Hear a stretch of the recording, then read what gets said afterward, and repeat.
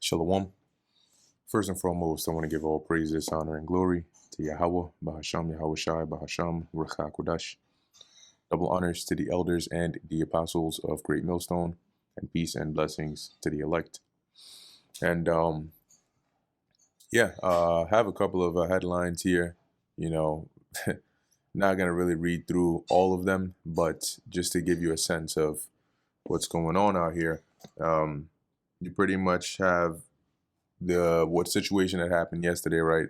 The attack on Iran by Israel, which, as it is coming out, they had the green light and coordination with the U.S. about it.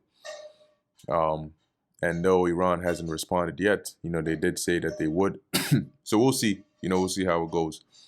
But the point of this lesson is mainly that all these things are prophesied, right?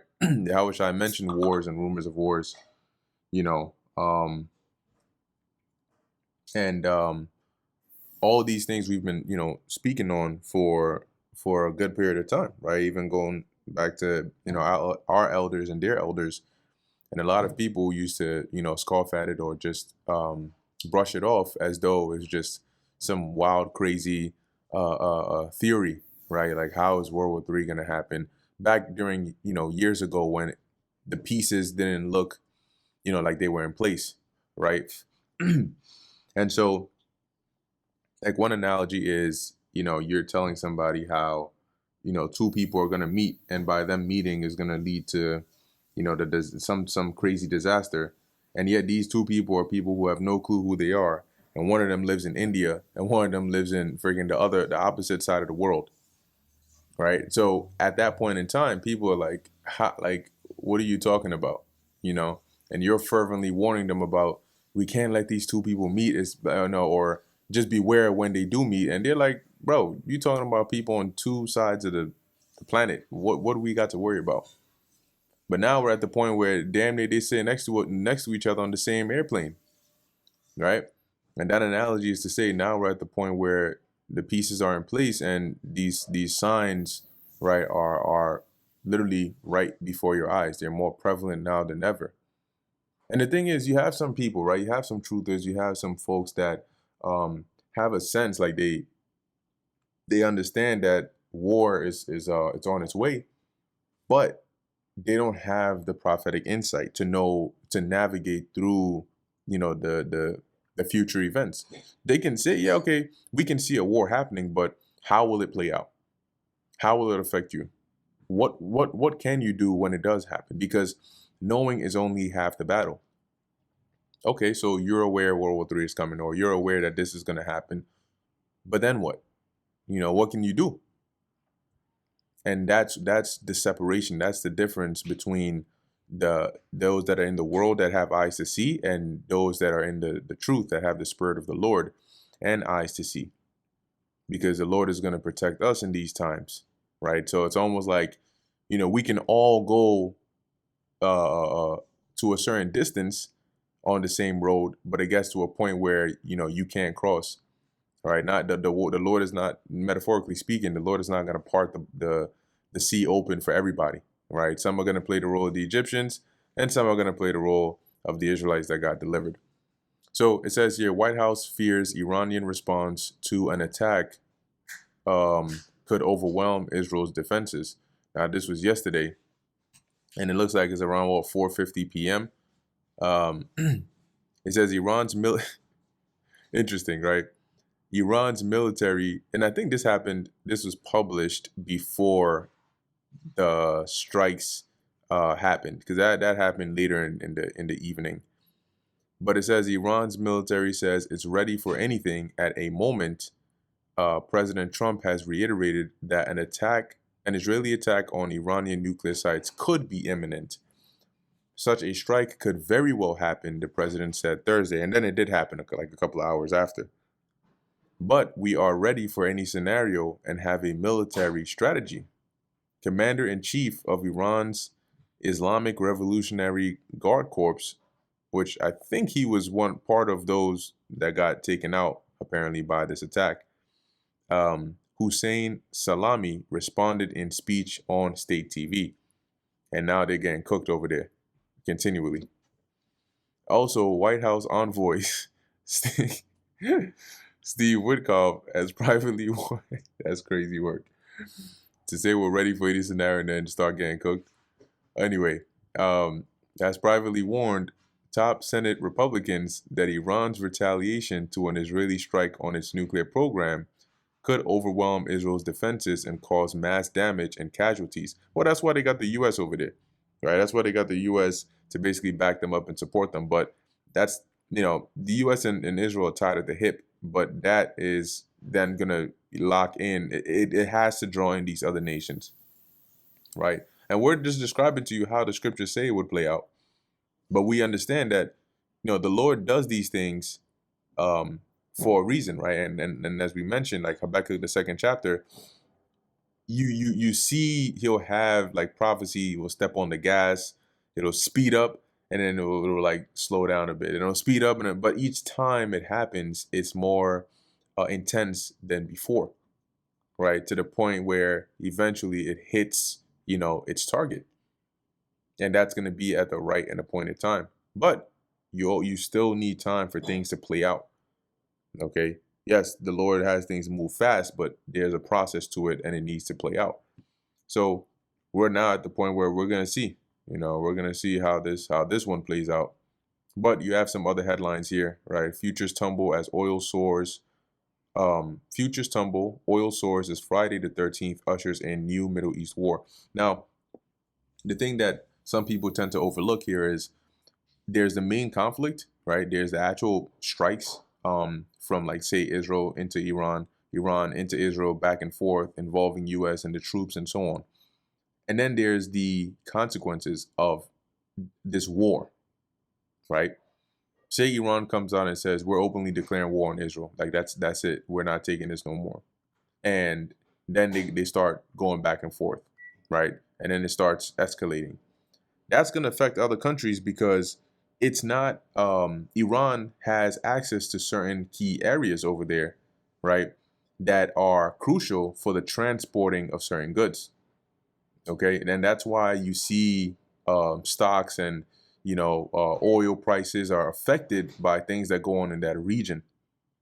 Okay. Because they're tied together. So there are a lot of side effects, you could say, that transpire based on these situations that go on over there, these conflicts that people tend to overlook, right? And then, not to forget, you also have the tariffs, right? Trump's tariffs that he paused, he didn't undo them, he just paused them, right? So here it says British exports to U.S. suffer record slump as tariffs take effect. UK exports to the United States suffered a sharp drop of 8.8% in April as the effect of U.S. President Donald Trump's sweeping tariffs began to take effect, official data revealed on June 12. So there are a lot of things going on, a lot of, moving pieces. And sometimes there's feints, right? Sometimes there's things that happen on a high level so that the more, internal things can take the next step without too many eyes on it.